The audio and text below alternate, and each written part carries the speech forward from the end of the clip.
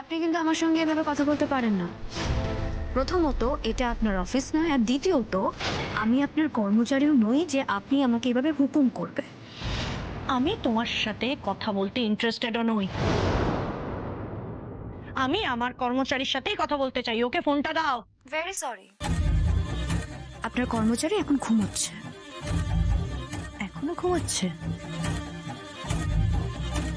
ওর শরীর খারাপ নাকি?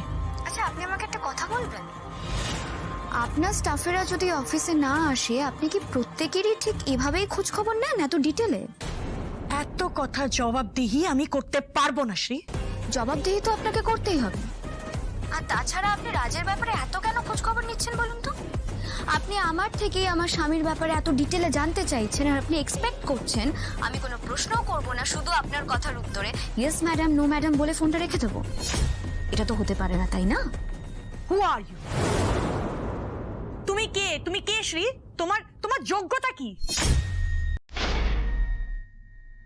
আমি মিসেস ঘোষাল, রাজের ওয়াইফ, রাজের স্ত্রী, রাজের বউ। আর কিছু শুনবেন?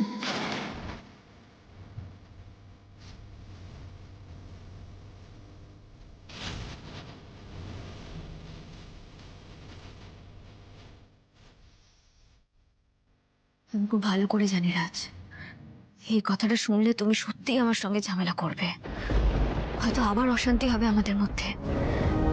কিন্তু আমি সমস্ত রকমের ঝামেলা সইতে রাজি আছি, তবু আমাদের মধ্যে আর কোনো তৃতীয় ব্যক্তিকে আসতে দিতে আমি রাজি নই রাজ।